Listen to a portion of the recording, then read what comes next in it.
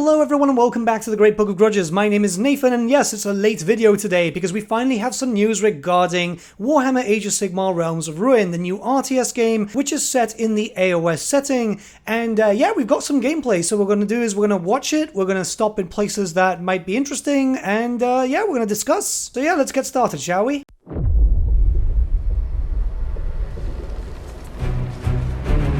Commander, there is the stench of death about this place. Not just from the orcs. Death comes for everyone. Eventually.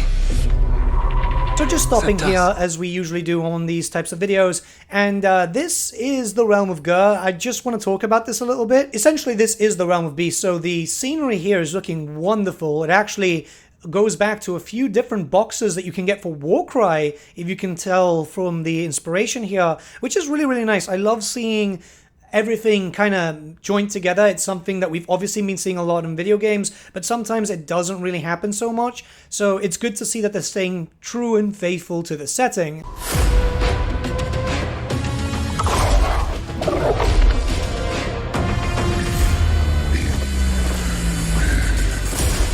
Fortify our position. We must claim this swamp. Alright, stopping here already. So yeah, squad-based. We can get up close and personal, which is great. We haven't really seen too much of that just yet, but this is actually quite close. It's very reminiscent of that of Dawn of War 1, Dawn of War 2. So it does look like there is a unit cap up there, though, on the top left-hand side of the screen. I imagine we can only have 8 active units per battle, unless obviously some other battles might be larger scale. This does look like a relatively mid-sized map, I guess. I don't know, I haven't actually played this game just yet, but going by what we've seen from, say, for example, Dawn of War 2, Companies of Heroes, all that type of stuff, it would be great if we could get more. Maybe that's something that, if it's not planned by the devs, it could be something that we could see in the future, as a lot of people like big-scale battles. Obviously, Age of Sigmar isn't large-scale as it is. It's more skirmish combat, but a lot of the models just like seeing the cool stuff do cool stuff, you know? Okay, we're stopping again. It's not a large video, but there's a little bit of information. So we've been able to see that some of the Stormies are coming in groups of 4. The Uruks are coming in groups of 6. Obviously, again, very similar to how the tabletop works, where different factions will have different formations, how many units they can bring, and so on.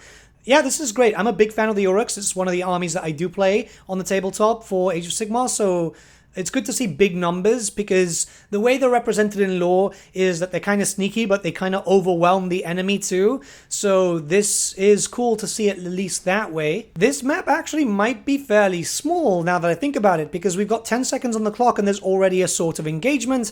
That or the Uruks are just that quick, which is also expected. Again, stealth faction that kind of gets behind enemy lines and does a lot of damage. Yeah. Might be a very small map. I'm looking forward to see how this works.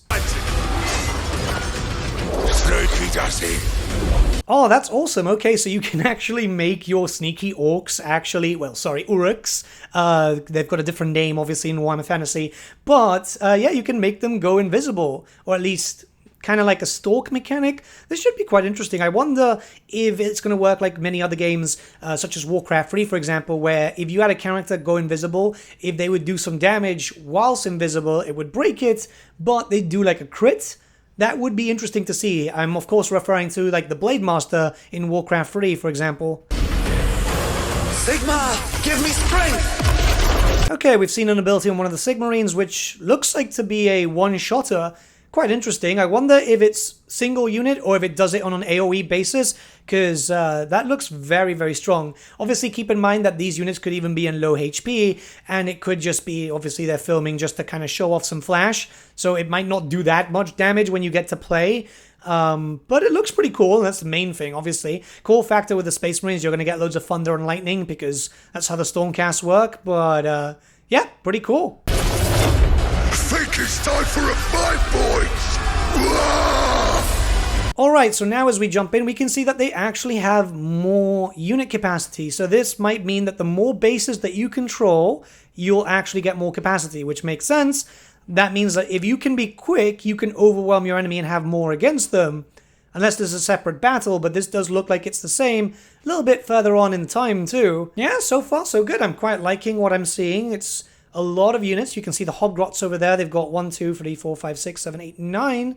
Well, no, 10. There's a little sneaky one. Okay, yeah, big unit. Protect the bastion! We need the loot! So we can see that when you take over control points, you can build over it. I'm not exactly sure what to call this. I'm going to call it an outpost for now. It looks pretty cool, that's for sure. Hopefully we'll get a kit like that so we can actually build and paint them ourselves. Or maybe this is just for Realms of Ruin only. But I love terrain when it comes to tabletop, and I'm not going to talk too much about the tabletop right now. But yeah, it looks pretty awesome. Like flies to a corpse! They always come! Alright, so it's not a great screenshot, mostly because I think PC Gamer decided to upload this on 30 FPS for some reason. But, yeah, it looks fairly large scale. We can see really large armies for both the Stormcast Eternals and the Uruk Kruleboyz.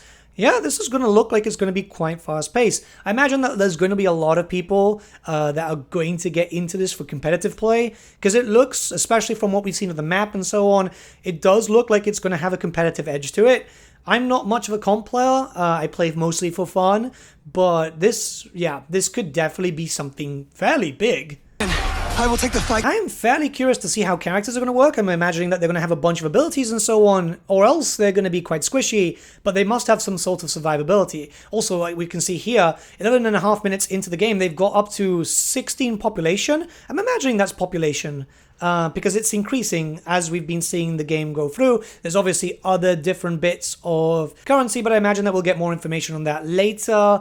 It looks like the Kruleboyz are pushing up through multiple directions, but they've got the most of their units in the left-hand side. Yeah, I'm kind of liking what I'm seeing so far. This gives me Dawn of War 2 vibes, and I'm all for it. I love Dawn of War 2. It was one of my favorite games. So if it's going to go around that formula, perfect. To the Orc Warlord, you hold here. Fate conspires against us both. Not fate. Duty. Get it! Netting abilities also awesome. Okay, yeah, so this does look like it's going to be quite micro heavy.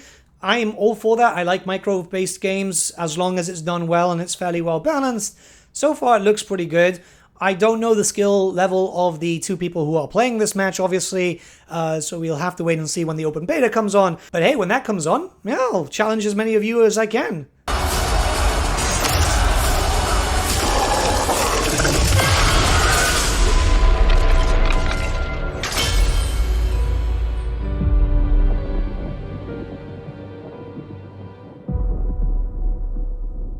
Alright, so that's all that we've been able to see so far. I must say I'm quite optimistic about this. This looks fairly good. Obviously, they're not showing too much just yet because everything is going to be quite early in development and so on. But yeah, so far, so good. I'm a big fan of the Kruleboyz. I also kind of like the Stormcast, or at least the newest iteration of them since 3rd edition. So this should be interesting. I wonder when they're going to show off the other two races, because we know there's two factions. I'm hoping that they're going to go with the format of one order, one destruction as we have right now, one death and one chaos, because then that means everyone gets a little bit of something from the Grand Alliances. And then maybe in the future DLC would be great, because there's a lot of people who do like other factions within these Grand Alliances. They're actually really large. They've got loads and loads of different sub-factions. But let's not talk about like DLC stuff yet. It's like way too early.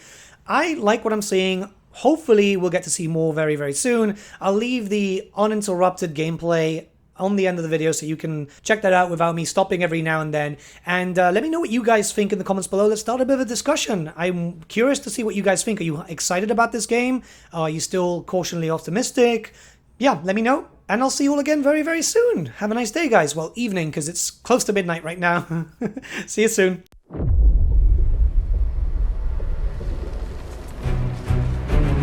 Commander, there is the stench of death about this place. Not just from the Oryx. Death comes for everyone.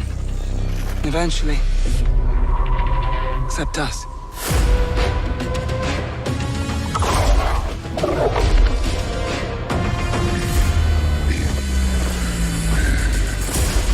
Fortify our position.